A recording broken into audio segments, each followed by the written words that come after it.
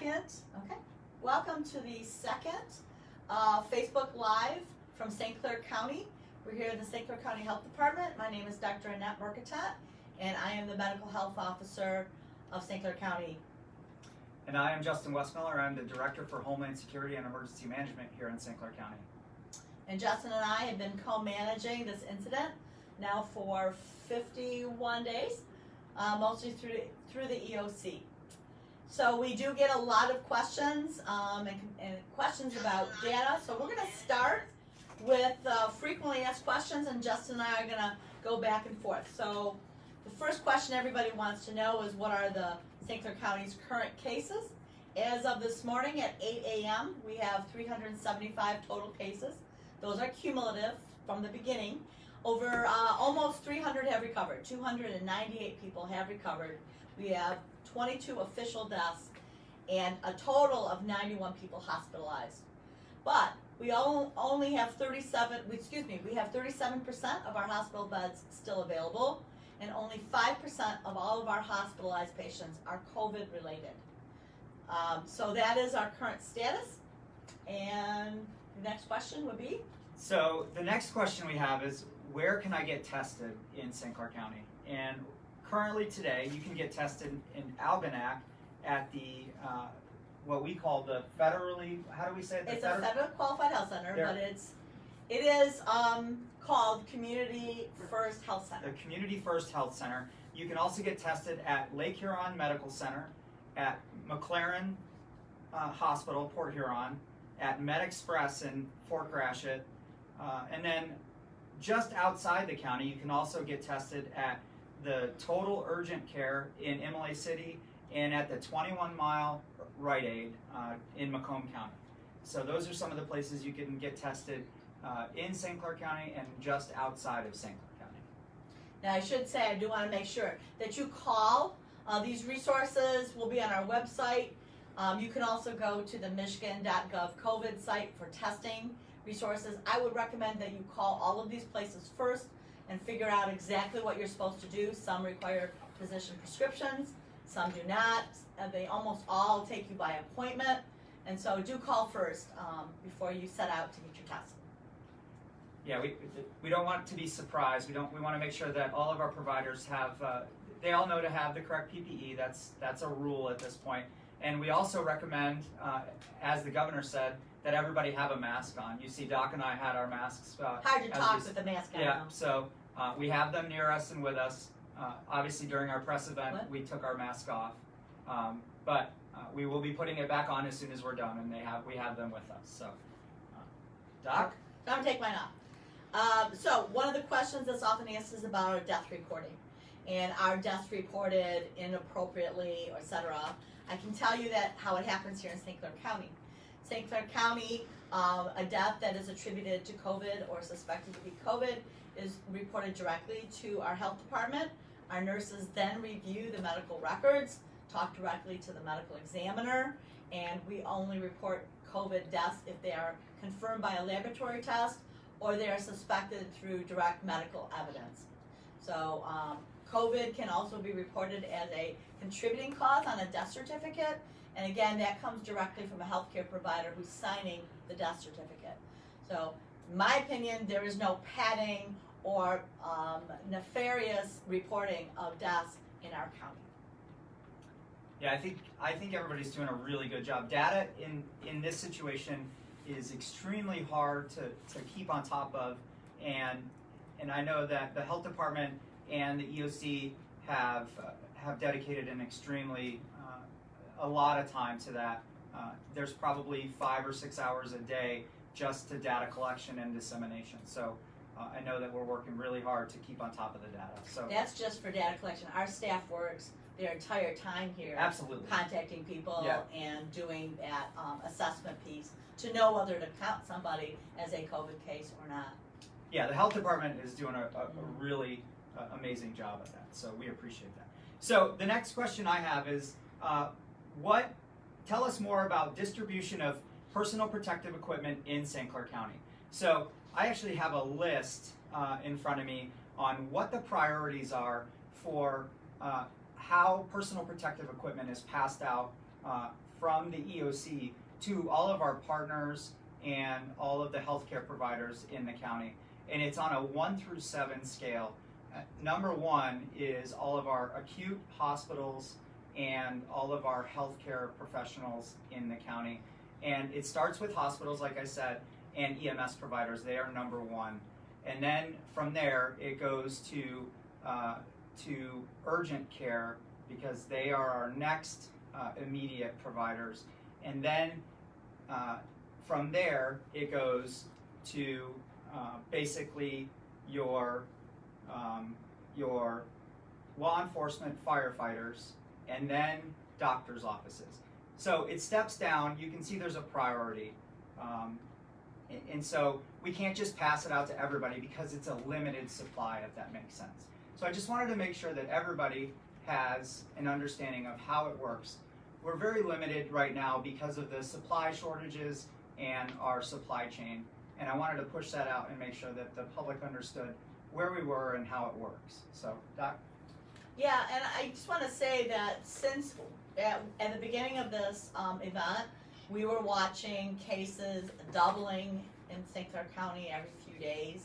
We were watching the hospitals get busier and busier, and there was a very acute concern that PPE would be of a shortage. Now, since we've had a lull, we've had stay-at-home order, we have been blessed to see a reduction and steadying of new cases, and that has allowed us and Justin and his team to really shore up on PPE. Now, we would never say we have enough for everybody forever, Right. but certainly by keeping the case counts low and letting this event play out more slowly, we have absolutely been able to keep up. And at this point, we feel that everybody who needs PPE can get it. So that's a real positive event from a few months ago or a few weeks ago. And we've been able to actually push out now to all the doctors' offices who've been able to call in and request, which is a far cry from where we were 3 or 4 weeks ago. And that's really important, because at the beginning we were telling doctors, gosh, if you don't have PPE, you probably shouldn't be seeing patients in person, because it's putting you and your staff at risk. And now our doctors are starting to see people again in their offices because they have the ability to protect themselves and their staff. And asking patients to mask before they come in. When you visit your doctor's office, you should be seeing differences, however, in how they process you, how many people they have in the waiting room, and they are still being encouraged to use telemedicine for those routine visits to make sure that they minimize their contact. But definitely things are improving as far as the healthcare field, as far as you getting to see your doctor. And we hope that's going to continue to get better over the coming weeks. And another important thing to that, please make sure if you have an ability to bring your own mask, a cloth face covering, do that. And also, anytime you're out in public, you're going to a grocery store or a gas station, or anytime you're interfacing with anybody else in the public, please make sure you have your own face covered. And that's just to protect other people in the public. We're just trying to make sure we help the public health, right? That's what we're here to do. It's important, but I think a lot of people consider it a courtesy. There it is. There are people out there who are very afraid of getting this virus, and they're forced to go out for whatever reason, and when they're faced with a bunch of people without masks on, it's very disarming to them. So please do. And not only mention, if you're wearing your own mask, you're saving those masks that we have to distribute to those who can't get them themselves. So Absolutely. good news.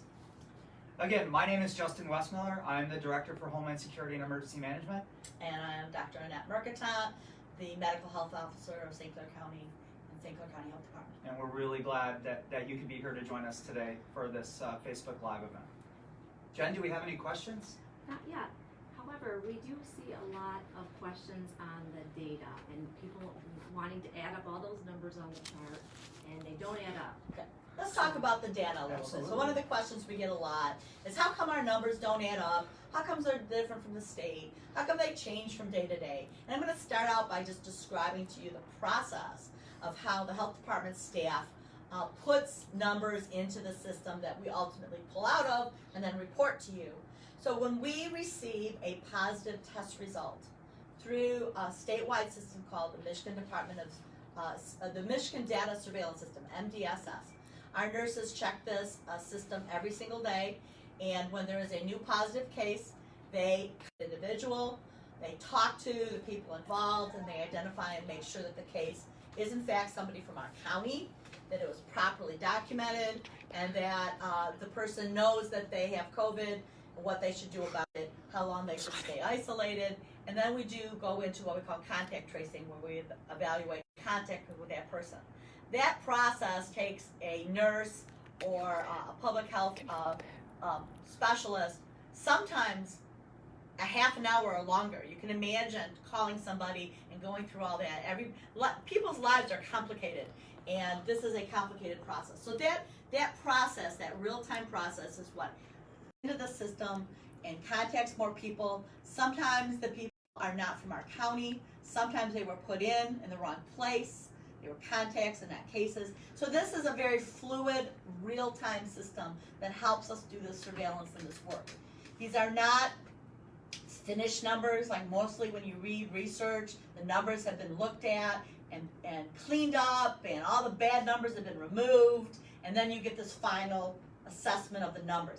That's not what we're able to report to you. If that were the case, we would have to give you numbers 2 weeks after the event, okay? And instead, we know that people care what's happening from day to day. So number one, you have to, there's a little wiggle room here you have to allow us as this process plays out. If you want absolute, accurate, finished numbers, final numbers, you would have to wait several weeks before we would be able to provide it to you. So that's number one. So overall, what we try and provide you is the total numbers, because that gives you an idea of how many people in our community have been infected. Now, we know those numbers are not representative of everyone. We know that there's a lot of people who don't get tested. We know there's people who have mild symptoms or maybe no symptoms that haven't been infected. And so this is the minimum number of people who've been infected in our community. And the idea is that for every confirmed case, we have 10 more or 5 more. That is still being debated very hotly throughout the whole nation and the world, but we can safely tell you that there are more cases of COVID in our community than what we report. We know that. Likewise, when we report recovered cases, that's because the health department staff has directly talked to people and identified the fact that the correct amount of time has gone by, and we can say that they're no longer a case. And that is currently at least 7 days from the time, 3 days without a fever, and there's new criteria about repeat testing. So all those things are considered. Our staff goes through that with an individual, and if everyone's happy with the situation, into the system as resolved or a recovered case. And that's why we report those cases the way they are. Now, what does that leave? What are the active cases? The active cases is the difference between the total and the recovered. And it's this area in the graph. Now, we could report those numbers to you daily, but for the reasons I just discussed, those numbers are going to vary from 8 in the morning till 10 in the morning till 4 in the afternoon. So instead of giving you different numbers throughout the day, we'd ask you to just look at this area between the graph. You can do the math yourself if you'd like. Subtract 298 from 375 for that day. The deaths. And then you have to remember to include the deaths as well, because those aren't obviously recovered, but they're part of the total cases. And so instead, I would suggest to you, instead of worrying about the absolute number, whether it's 22 deaths or 21 deaths, or whether it's 375 cases or 32 cases, instead, look at the trend. And what you can see very clearly is this area here is getting smaller and smaller. We're having less active cases than we are the total. Way more people have recovered. Way more people have recovered. As compared to down here, look at the difference here, how much more active cases we had at the beginning of the session. So that's the information that's very important for people to understand. We report out deaths based, as I talked to you earlier, based on the reports that we get directly from the medical examiner for the hospitals. And we just basically try and keep you informed about whether or not the hospitals have adequate resources and access. And as I mentioned earlier, they clearly do at this time. We get that information through a separate system that the hospitals report to directly every day. And so we do know exactly how many ICU beds are available. We do know how many ventilators are available, and that's updated every single day. And so rather than, again, than reporting those specific numbers that can vary so much from place to place, we want to just give you an idea of where we're at in the community. Okay, we have a couple questions.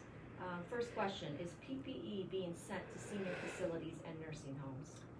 Yes, so I actually have two really good answers for Could that. you repeat the question too? So is PPE, personal protective equipment, being sent to nursing homes or long-term care facilities? And the answer is yes. Not only is the Emergency Operations Center staff sending personal protective equipment to those facilities, but we did get word that we expect the State Emergency Operations Center to be sending a shipment to all those facilities here in the near future as well. So we have been meeting those demands through the county, and we also expect that the state will be sending a push to them as well here in the very near future. So they have their needs met as much as they're required. And we do take a very special interest in our vulnerable populations, our long-term care facilities.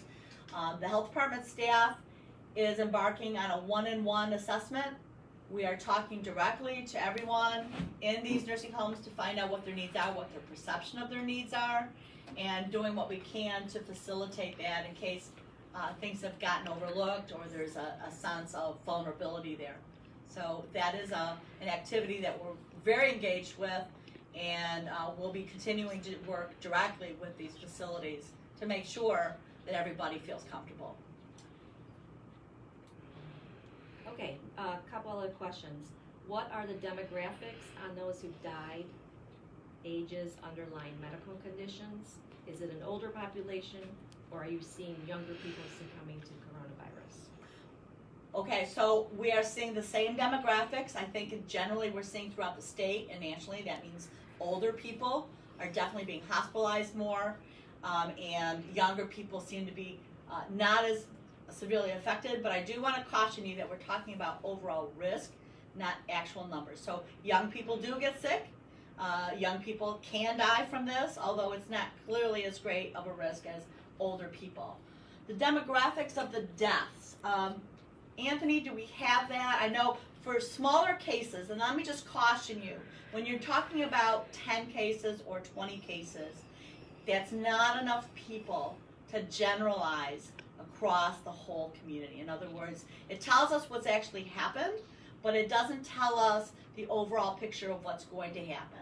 And so in the past, when we've looked at our death demographics with just a short case, we didn't see this distribution as a statewide, but I think as we see more, we are. So I'm going to come back to that question. I'm going to let our data analyst pull that out of his system, and we'll share that with you in a minute. But I caution you with 22 cases that our deaths, even if they vary demographically from other places, it doesn't tell us that we are having a different type of problem here than other places. Yeah, the data So you have to be sets- careful how to interpret that. Okay. Are the cases in the township coming from the jail? Are the cases in the township coming from the jail? The question. So they're referring to the Fort Huron map. Township. Oh, the map. No, not all of them. So, No. It's on the other side. It's on the other side of that. okay. Yep, just flip it around. Okay, so we do put this out because people like to know. And There's 39. there's 39 cases. I think this is what the person is referring to. I can tell you that we get daily updates from the jail. We know that they do not have 39 cases. This is the total population with a handful from the jail.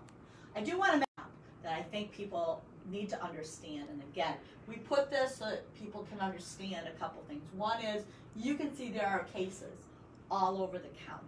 There isn't an area, except with Greenwood. Greenwood in the village of Emmett. There are not a lot of people there, but greater numbers of cases are places that have a much higher density of people living there, okay?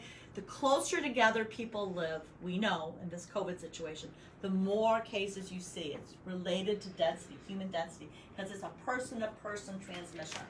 So if you live in Port Huron Township with 39 cases, that does not mean you have a greater risk of getting sick than someone in Berlin Township that has 13 cases. You have a greater risk of getting sick if you get exposed to people and move around and do face-to-face contact, but the person in Berlin Township has just as great a risk if they go to the store and become face-to-face with somebody who's infected. So this is not a risk assessment map. This doesn't say that these areas are hot spots. These are just more heavily populated areas that have more cases, if that makes any sense. Okay. The state health department is keeping track of nursing home cases. On the reporting data, there are several with no data reported or just dash lines. Does this mean they are not reporting? This is the new So system. yeah, the state has the data, we have the data. The long-term care facilities, at least our skilled nursing facilities, are being requested to put this into the same system. I mentioned that the hospitals are putting their information in. As far as I know, they're all getting on board. We do know, though, that there may be some lags in who's reporting and who's not. This is new for them, and it takes an employee to put something in every day. So they're working on that, and I think there's some tutorials to get everybody put in. So yes, number one, it could mean that, but I want to reassure you that also on our side here locally, we investigate every positive case. So if there is a case in a nursing home, we do know about it. And we are also reporting situations as well. So we're not going to miss cases in nursing homes because they failed to report it. We're still going to find them. Next question. Will there be a map with the activity communities rather than just the total cases? I'm thinking they're asking. So the question is, active cases. will we do a map like this with active cases versus total cases? I doubt it. There's two reasons. One, and if we have one active case in Columbus Township, that is a violation of personal health information. You will know if your neighbor is in the house with COVID, that's the one person that's been reported. We try and avoid reporting on one case in a location because it does kind of tip people off who has what, okay? So that's number one. Number two, we don't have a lot of activity right now that would make that valuable. Again, you gotta ask yourself, what would that information do for you? If you feel that somehow knowing there's 2 cases in your county versus 4 in another are somehow making you less vulnerable to live in that county, you are misinterpreting that data. And we have been very careful not to provide data that could be misinterpreted and give you false senses of security. So if there's, and again, I go back to the density. We're always going to have more active cases in cities, okay, than in rural areas. And so again, how would you interpret that? It's just a difficult data point to represent. Could be done. I just don't think it's going to be any value. So convince me otherwise, and I'll reconsider it. Are we plateauing yet? Oh yes, I would say for the last 2 weeks probably we have seen a fairly steady amount of cases coming in. Now you'll see one day we'll have 0 cases reported, and another day, like today, we had 13 new cases reported.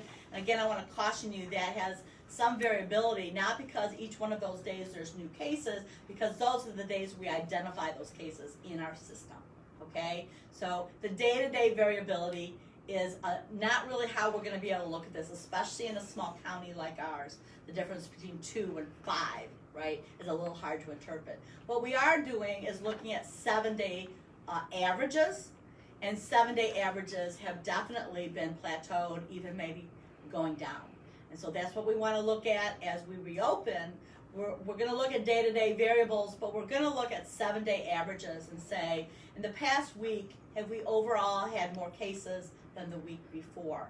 And if we see that trend going up, we're going to have another conversation about what we're doing publicly. And Doc, I think you can see that too, where the trend between recovery and cases stays about the same too, right? That's what you and I keep talking about, is that this gap right here, right? Yes, And absolutely. that's That where we're overall, tracking it. we're not seeing way more active cases than we are in our system. And I say that, obviously you and I know that, but I say that so that people in the public, because we put this out daily on our Be Ready site, that's where the people in the public can watch that track and know that we're kind of going on a positive track. And So- some people have asked, why don't we do that graph every day? So we put the new cases we've done every day. You'll see that in large communities. You'll see that statewide, that Right. they'll put daily counts. And again, we go back to the fact we're a small community with generally a few to less than a dozen cases. And so that graph is going to be just crazy looking. It's going to be up and down and up and down. And it really doesn't relay the type of information that you and I need to know whether we're getting into trouble or we're moving into a safer area. I'm going to get back to the death reporting because Anthony did pull our death data out. And for all of our deaths, the 22 that we have, the average age of death is 71 years of age. The youngest death recorded is in a 40-year-old, 40 in their 40s. And the oldest death was in their 90s. So again, you can see that kind of trend as the average age of being in their 70s. Older people clearly have a greater risk of getting severely affected. Okay, next question. Why are we grouped in a region with Wayne County, the governor's map? I You can wanna take- do that? Yeah, I'll take that one. So, yeah, so the question is, why are we grouped into the same region as Wayne County in the governor's restarting reopening plan? And I think her term is My Start plan. So the best answer I have is we didn't have any feedback or any part in that governor's plan. So we don't have a good answer for you on that, other than it looks like she took some data in how our community plays into transportation back and forth, where our community works. A lot of our community works in Wayne County and Macomb County, and how we travel back and forth, basically. And it was data driven, we think. But I think there's a lot to be said, and there's going to be a lot of working back and forth before that plan is finalized, I would say. And we'll just have to wait and see how that all goes. So, But I do want to add, so our data and our demographics, meaning, Clair County is a different county for Absolutely. sure than Macomb County. We have different, business structure, population base, etc. However, I do believe that our risk of this infection and the spreading of this infection is very much tied to our large urban centers, because that is where we work, that's where we go to play, that is where we travel and visit people. And so separating us from those other counties, we have to consider that. I mean, there's two sides to There this is. coin. And for me to look, what is our risk of being exposed to this infection at a greater rate than we are right now? It would have a lot to do with what's happening in Macomb and Oakland County. And Lapeer County, I would say, Genesee, with Flint as well. Where are we doing antibodies testing? As you know, people have been wondering about antibodies. Antibody testing is a common question, and let's just go over that. So the tests that we do right now that are considered a gold standard are called PCR tests. This is where we actually look for the genetic material of the COVID germ, and we get it by doing that nasopharyngeal swab in the back of your nose, okay? So it actually picks up the virus, and we can detect it with this test. So that's the gold standard, and even the gold standard tests vary in quality. So some of the rapid tests are less sensitive. We'll see more false negatives with some of these tests than the ones that, for instance, the state's been doing. So there's variability even with the PCR testing. Another type of testing, though, is called antibody testing. It's often referred to as serology. This is where you take a drop of your blood, or you have blood drawn, and they look for your own body's immune response to the virus. In general, if you've had an exposure to this virus, the thought is you will develop antibodies, both acute phase, IgM, and IgG antibodies. So these tests are available for lots of other diseases. The FDA, these tests, the ones that are most blood drawn and are sent to a lab. The ones that you do with the finger pick and put it into a little well have a lot of variability. Many of them have not been FDA approved. They're still out there. And my only word of caution is that you have one of these tests, you know that it is not a reliable way of diagnosing you as COVID. And the reason for this is the quality and the reliability of the test varies a great deal. And the other reason is we really don't understand the antibody response of our bodies to the virus, how long it takes, how long it lasts, and or how protective those antibodies are. So if you have an IgG antibody, it would suggest you've had exposure to the virus. That is probably a fair assumption. What it doesn't tell you is whether you're safe to go out in public or whether you can get reinfected or not. And that's just the reality we have. We're going to know more over time. This is going to get better and better. But for now, there's a lot of iffiness with that test. There's no question it's going to be useful as we move forward. But it's been a very difficult process trying to find which tests are good, how to use them, and actually how to get them into our hands.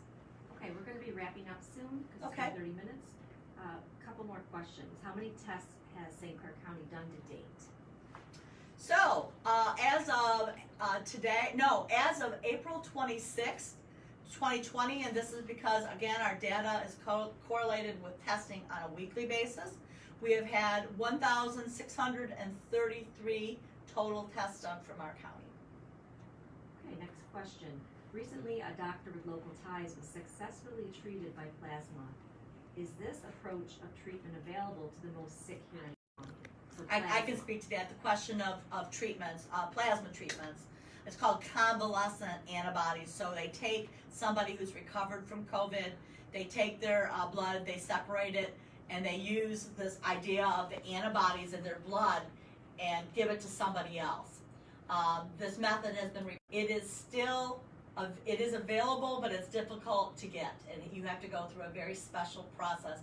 I can tell you that our physicians and our hospitals are working very hard to provide this opportunity to their sickest patients, and the process is out there. It's just not like they can't go into their lab or their pharmacy and pull it out and give it to somebody. There is this very convoluted process they have to go to get it, but they're aware of it and they're fighting for it.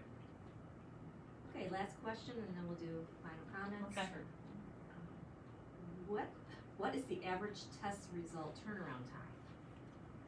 Okay, that probably me. The average test result turnaround time, if you're using the gold standard PCRs, I would say it's still about 3 to 5 days. We might see one turnaround in 1 day or 2 days, but this whole process still is a send it out and come back. Now, McLaren has their own testing available at their main lab, and I believe McLaren can get their labs back again in maybe 2 to 3 days, but there's still more than a day lag time typically when you get tested. Okay, closing comments? What? Yeah, you go first. So, again, this has been a very, very unique 8 weeks, something that I believe the world and our community has never experienced, and I think our community is really rising and has risen to the challenge. I'm really proud to be a part of what our community and what St. Clair County is doing and has done. You all are amazing, and I appreciate every single one of you that's watching here today and will watch this Facebook Live. Just know that there is a large group of professionals behind you and working for you to keep your community safe and to keep your community open. We all know that it's a struggle right now, and know that the sun is out today a little bit. It's a little cloudy right now, but it'll be sunny later, and it'll be a warm weekend. And so I hope everybody can get outside and enjoy the weekend, and know that this too shall pass just as soon as it can, and we're looking forward to much better days. So have a great day, and Doc, with that, I'll turn it over to you. So I just want to speak to the confusion that I am hearing from so many people. They don't know what to believe. There's so much information out there, and so sometimes our brains just get an overload and you don't quite know what to believe anymore. That's hard. It's hard for us too. And sometimes we hear things from reliable sources and we look at each other and go, we better look at that. And over time, we're going to figure this out. So common sense should guide you. Caution should guide you. The virus is real. The risk to you is real. I don't care if you're a 30-year-old with no health conditions. And we all need to work together to figure this out. We do have a great team, and St. Clair County is blessed that it has a smaller community that we can talk to each other like this. So let's work on this together. Be patient and understand that we're all really trying to do the best for each other that we can. None of this is going to be smooth and perfect, but we have to recognize that this is a new situation that we're working through. So thank you for that, for your patience and your questions, and keep them coming. We'll do everything we can to consider your questions carefully. We may not have the answers, but we'll look for them and try and get it to you. Thanks.